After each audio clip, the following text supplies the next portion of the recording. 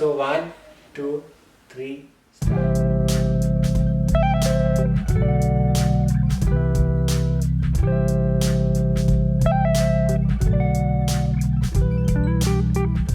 Okay, so now moving ahead to the second point, that is your ECA, that's your Educational Credential Assessment. Now, as we talked about that, your qualifications are very important. So, for your education qualification, the certificates to be, be used here, you got to get them attested by your universities, your college, and like the places where you have completed your education from. And how do you do it? In this case, the educational degrees are evaluated by WES. We got them evaluated by WES. So what all did we send them? We sent them our 10th, our 12th, our graduation, our masters, and PhD in case you have done that.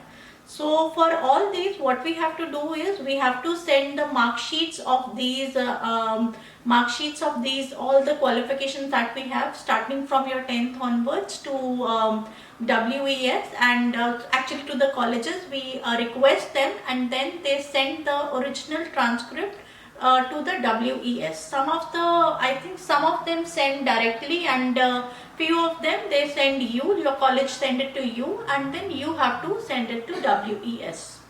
Yes, but the preferred mode of transmission of document is that the institute should send it directly to WS, because they want everything to be super genuine, and that's the way they treat it to be genuine. I would like to add here is that because WES charges you for each and every degree, so you can start from the highest qualification and one level down. Suppose you have done BCom, so you should send your graduation transcript plus your 12th mark sheets to WS for evaluation. That is the bare minimum required, and because they charge you per certificate, so it will even cost you less. So definitely there is a detailed description on the documents to be sent for each qualification to them. Go through that and then submit it directly to WES. We prefer to go for the courier, which can be tracked, so that because the documents are going internationally, though it was expensive, but definitely you need to track the documents, where they are, what the current status is. So don't think about cost here.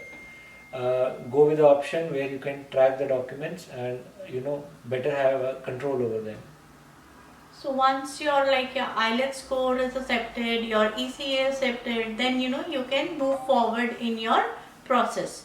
So now after this, your main step starts is your profile creation for ITA. So now you create your ITA profile online, which is free of cost. So what all you need to give is you need to give your NOC code, which is basically in line with your job experience documents. Whatever job experience you have till date, you need to mention that. And I would like to add, whatever is your job description in your experience certificate, do put in line with that only, the information in that, because this would be evaluated and this can be checked and cross verified from the companies from where you are submitting your experience letters. So this is actually for them to know like what experience you hold, because we are applying through a criteria in which we are considered as a skilled labor. So they need to evaluate your experience in that condition. So will help you in that. So create it very carefully. This ITA is very important step for you to be accepted through express entry. And tip for everyone is that all of the options you select while creating the application, you have to submit a document when your application is accepted for immigration. So don't overboard, don't write too much, do whatever you have, and whatever you can reproduce in form of documents.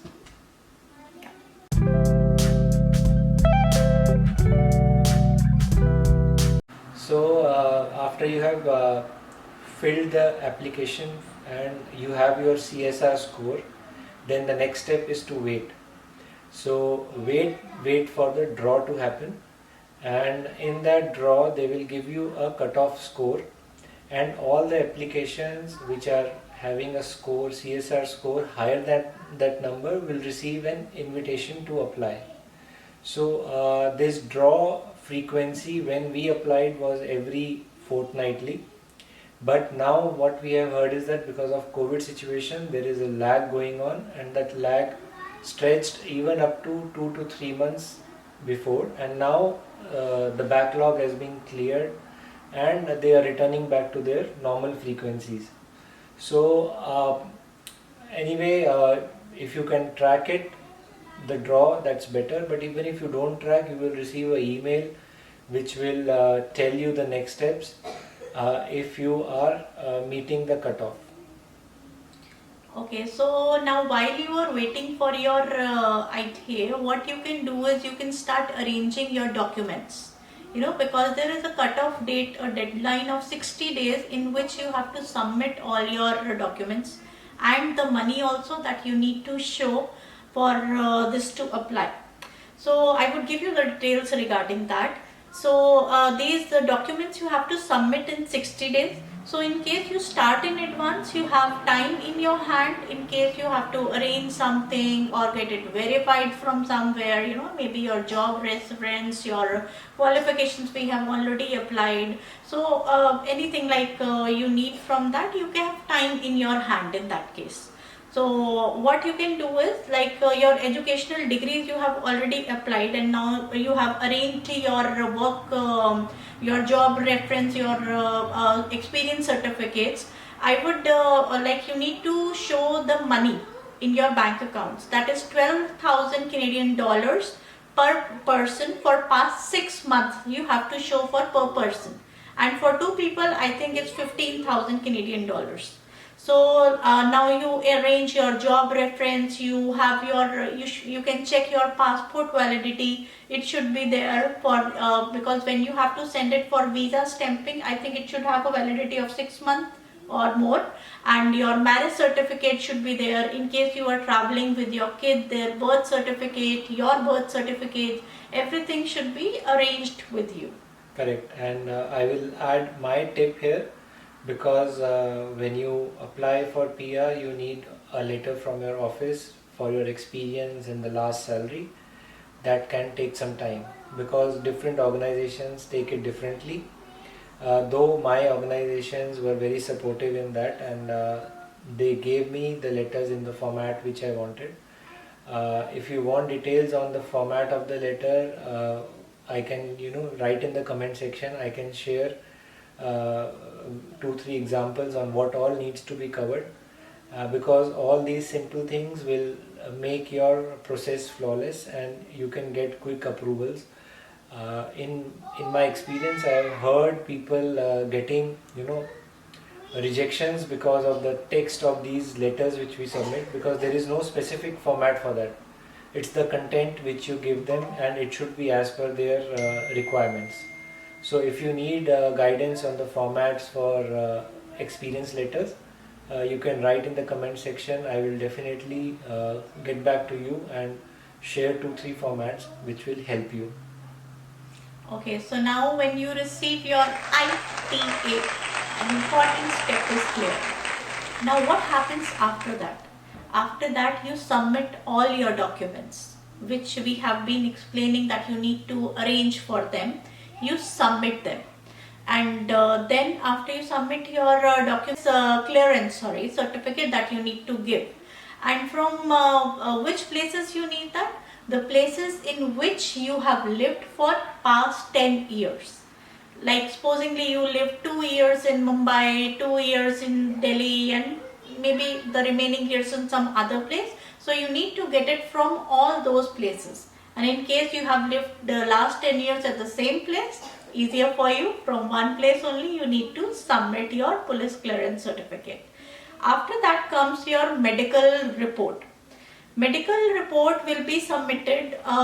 They will give you a place where you need to go and give your medical test, and there you go, you give your medical test. But this medical test date, the report date, is very important, because after this report date you will get, I think, 1 year's time to travel and have do your landing in Canada. Correct. To make it more simple, when you are selected and you get the visa to enter, that visa will have a validity of 1 year from the date of medical examination. So you should plan it accordingly, because that's the only time they look while giving you a visa. So that is very important, and you should plan it accordingly. Once you have done your medical test, then the ball is in their court, and you just have to wait for your COPR. So COPR confirmation will come through mail, and once you get the COPR confirmation, then you have to submit your passport for stamping. Stamping is for the entry visa, which we told you will be having a validity of 1 year from the date of your medical test. So again, there is one more tip here, that you can split your fees which you pay for express entry visa into two parts. One, when you have to apply for your ITA, invitation to apply, and the second one, once you are shortlisted and when you are submitting the COPR, then you can pay the remaining amount.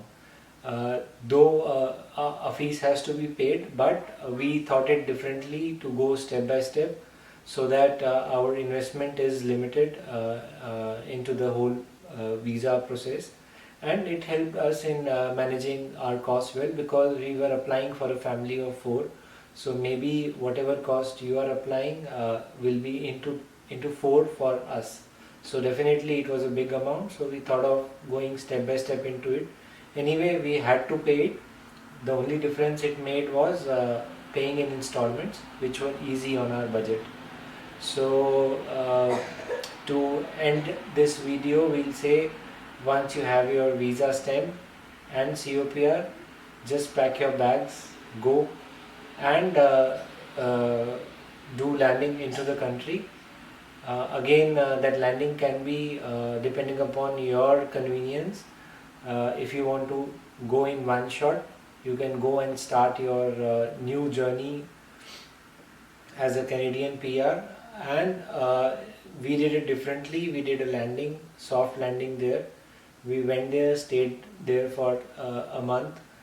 We applied for all basic things like a bank account, a credit card, social security number, and all those basic things. Other than applying for any benefit from the government, we applied for all documentation which would have been done in the first 30 days of landing, and we came back. We came back for good, because we were having our jobs in Middle East. So we thought of coming back and starting our job search from here, and then move back when it is convenient. So definitely this was our immigration journey. Our journey was very comfortable, convenient, and we had no issues at all through the immigration process. And the best thing was that everything was done on our own. We had very good experience on that, and that's why we thought of doing a video and sharing it with you all. Hope you will get some tips and points from our video and experiences. And definitely, if you have any questions, you can write back to us in the comment section, and we'll take it up. Wishing you all the best for your immigration journey, and definitely we will all like to see you in Canada. So guys, all the best, and hope your journey will be as smooth as ours. Yeah, one more thing. Sorry, I'm just adding on.